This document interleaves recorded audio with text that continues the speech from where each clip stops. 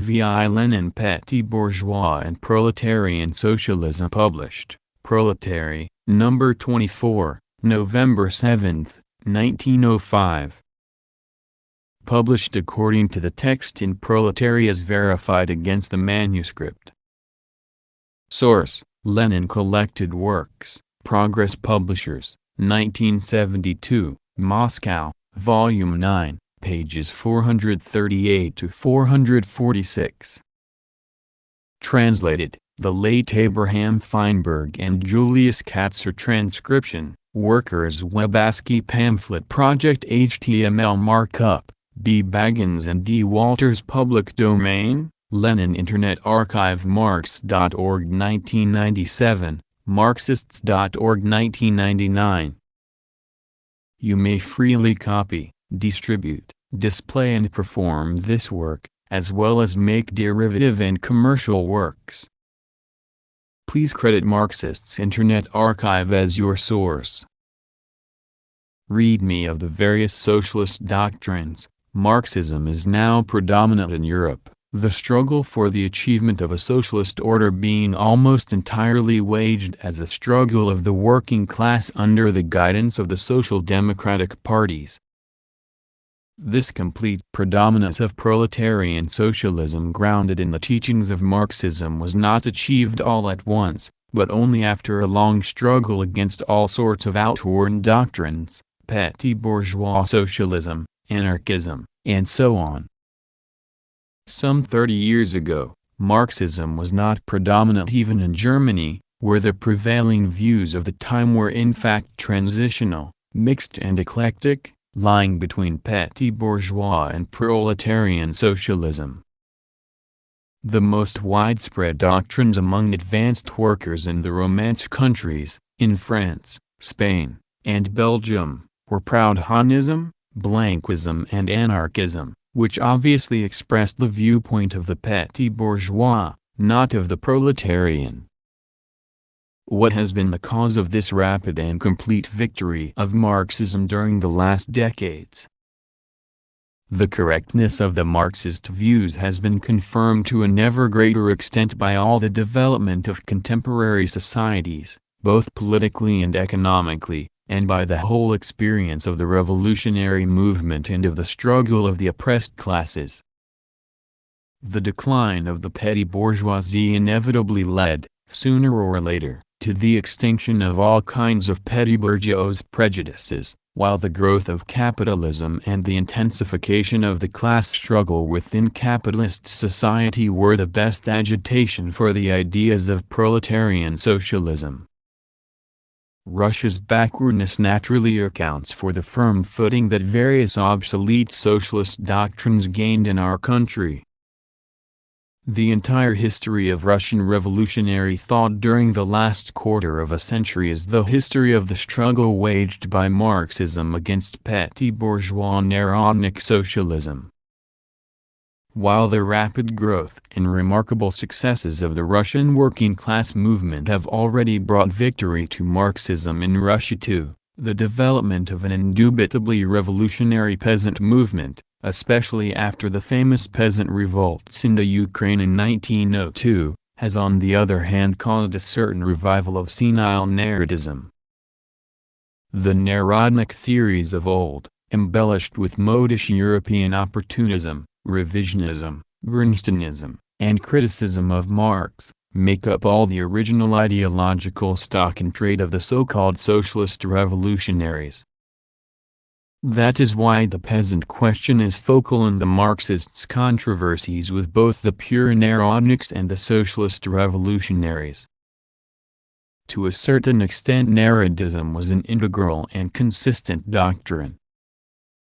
It denied the domination of capitalism in Russia, it denied a factory worker's role as the front-line fighters of the entire proletariat, it denied the importance of a political revolution and bourgeois political liberty, it preached an immediate socialist revolution, stemming from the peasant commune with its petty forms of husbandry. All that now survives of this integral theory is mere shreds. But to understand the controversies of the present day intelligently, and to prevent these controversies from degenerating into mere squabbles, one should always remember the general and basic Narodnik roots of the errors of our socialist revolutionaries. The Narodniks considered the muzhik the man of the future in Russia, this view springing inevitably from their faith in the socialist character of the peasant commune, from their lack of faith in the future of capitalism. The Marxists considered the worker the man of the future in Russia, and the development of Russian capitalism in both agriculture and industry is providing more and more confirmation of their views. The working class movement in Russia has won recognition for itself, but as for the peasant movement, the gulf separating Narodism and Marxism is to this day revealed in their different interpretations of this movement. To the Narodniks, the peasant movement provides a refutation of Marxism. It is a movement that stands for a direct socialist revolution. It does not recognize bourgeois political liberty. It stems from small-scale, not large-scale, production. In a word, to the Narodnik, it is the peasant movement that is the genuine, truly socialist and immediately socialist movement.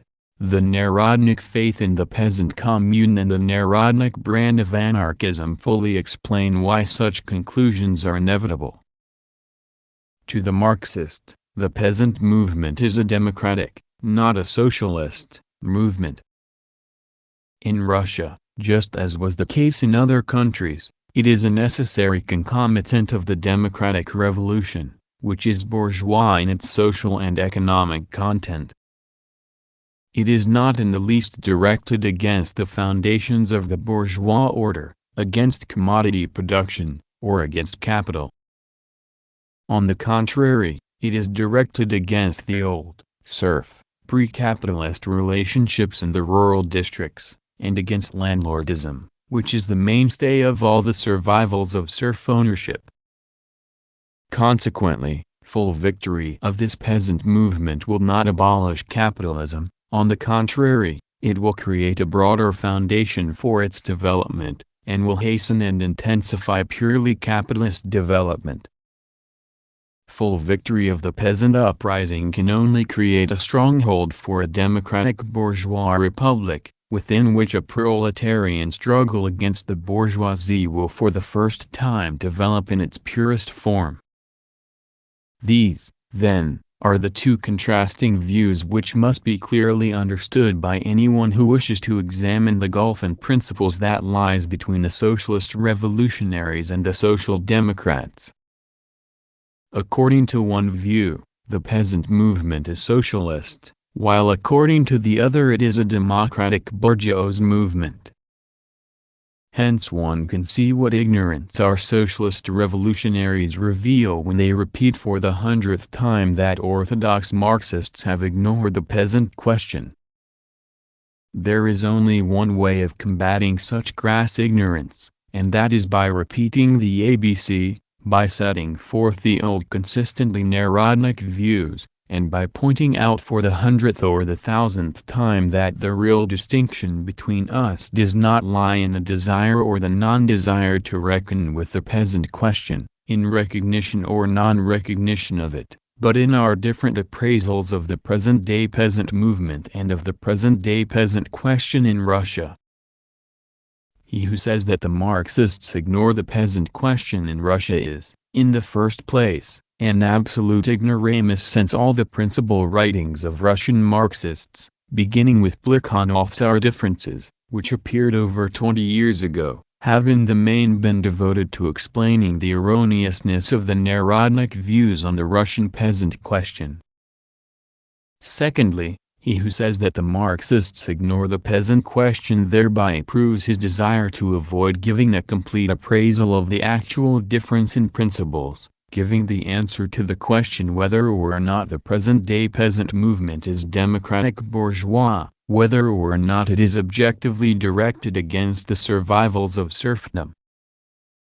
The socialist revolutionaries have never given, nor will they ever be able to give, a clear and precise answer to this question, for they are floundering hopelessly between the old Narodnik view and the present-day Marxist view on the peasant question in Russia. The Marxists say that the socialist revolutionaries represent the standpoint of the petty bourgeoisie, are ideologists of the petty bourgeoisie, for the very reason that they cannot rid themselves of petty bourgeois illusions and of the Narodnik imaginings in appraising the peasant movement. That is why we have to go over the ABC once again. What is the present-day peasant movement in Russia striving for? For land and liberty. What significance will the complete victory of this movement have? After winning liberty, it will abolish the rule of the landlords and bureaucrats in the administration of the state. After securing the land, it will give the landlords' estates to the peasants. Will the fullest liberty and expropriation of the landlords do away with commodity production? No, it will not. Will the fullest liberty and expropriation of the landlords abolish individual farming by peasant households on communal, or socialized, land? No, it will not. Will the fullest liberty and expropriation of the landlords bridge the deep gulf that separates the rich peasant, with his numerous horses and cows, from the farmhand, the day laborer, i.e., the gulf that separates the peasant bourgeoisie from the rural proletariat? No, it will not. On the contrary, the more completely the highest socialist state, the landlords, is routed and annihilated, the more profound will the class distinction between the bourgeoisie and the proletariat be. What will be the objective significance of the complete victory of the peasant uprising?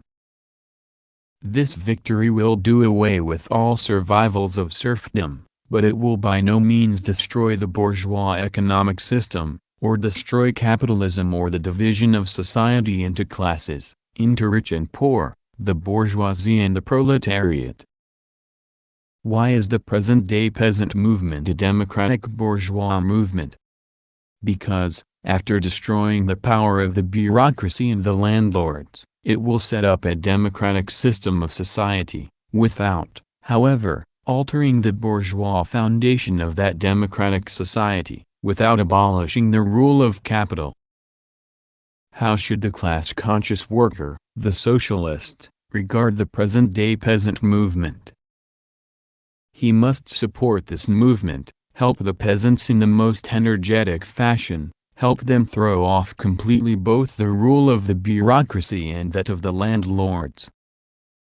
At the same time, however, Lie should explain to the peasants that it is not enough to overthrow the rule of the bureaucracy and the landlords.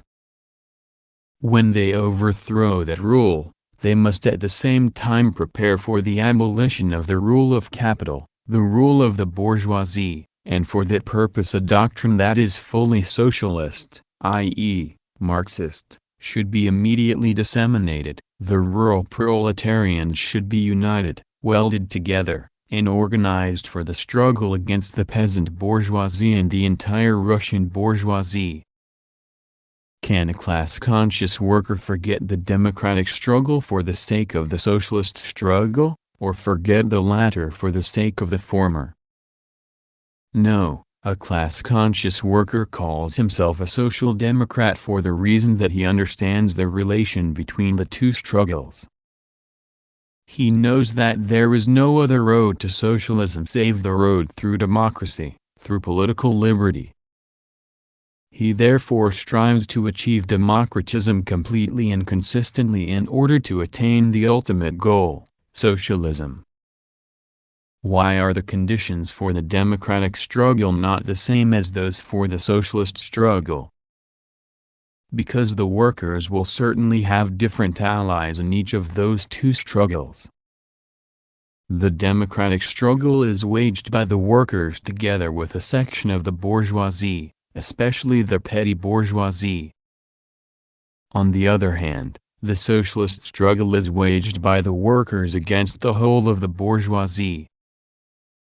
The struggle against the bureaucrat and the landlord can and must be waged together with all the peasants, even the well-to-do and the middle peasants.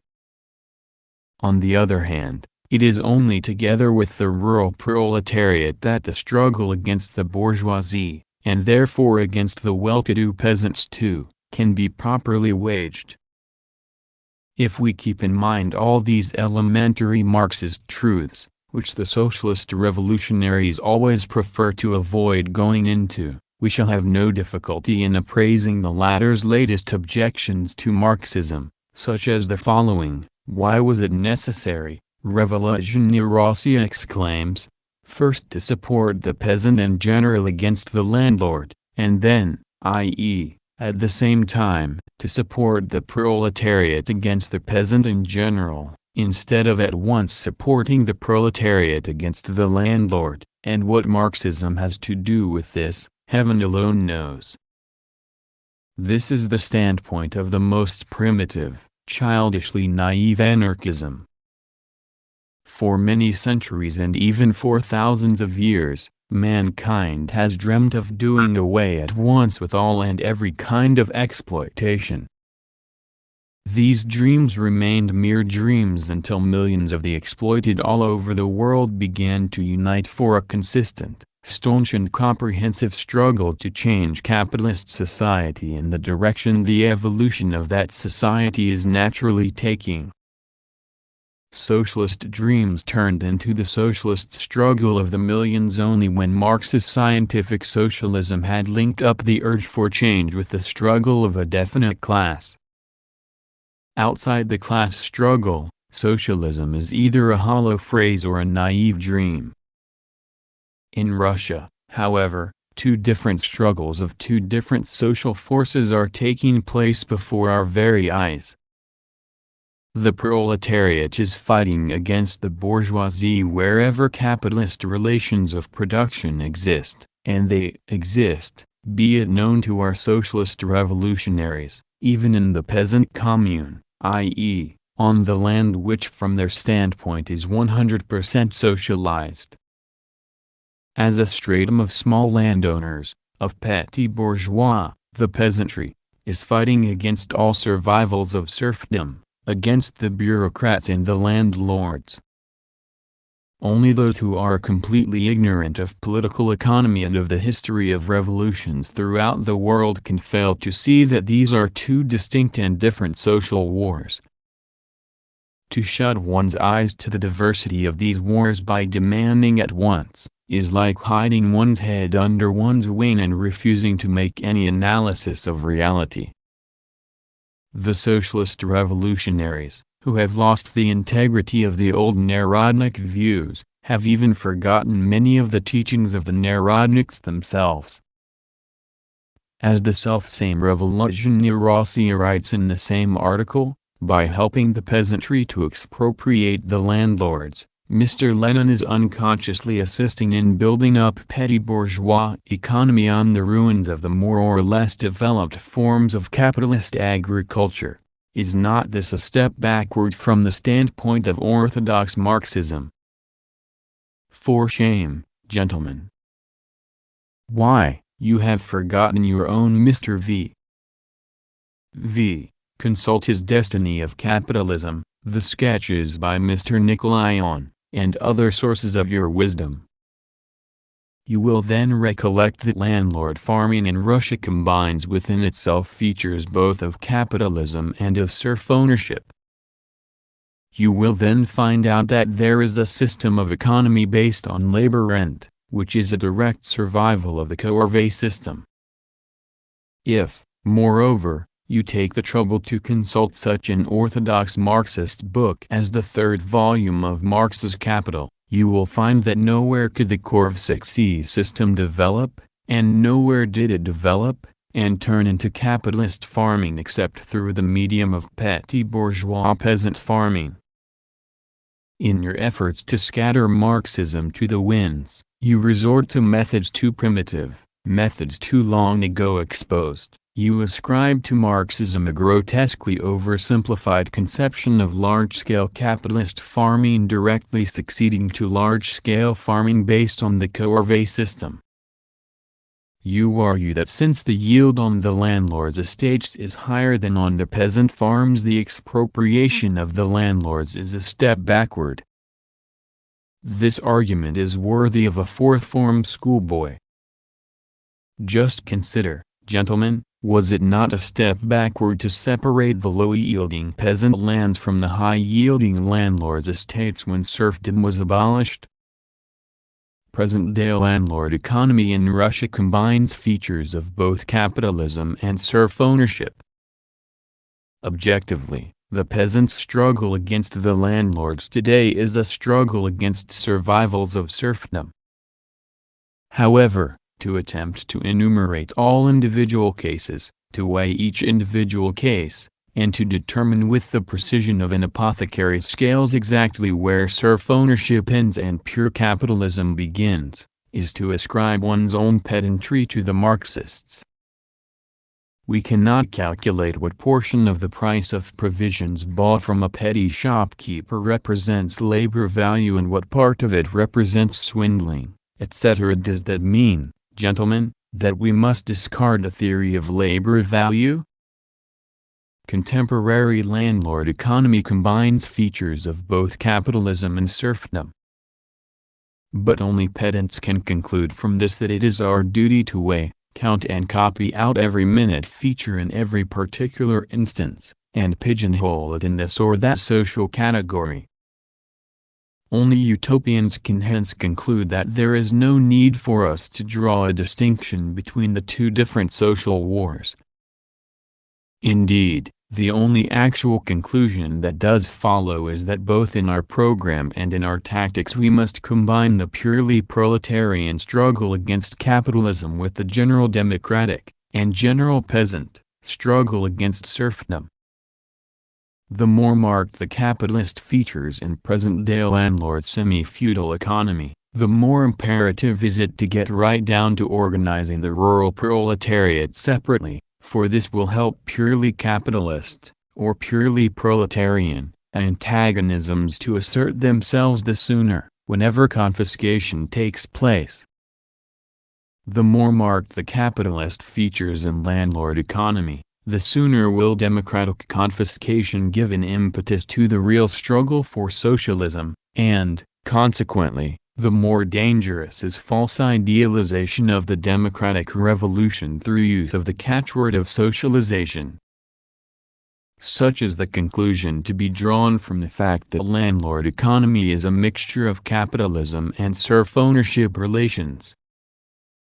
Thus, we must combine the purely proletarian struggle with the general peasant struggle, but not confuse the two. We must support the general democratic and general peasant struggle, but not become submerged in this non-class struggle. We must never idealize it with false catchwords such as socialization, or ever forget the necessity of organizing both the urban and the rural proletariat in an entirely independent class party of social democracy. While giving the utmost support to the most determined democratism, that party will not allow itself to be diverted from the revolutionary path by reactionary dreams and experiments in equalization under the system of commodity production.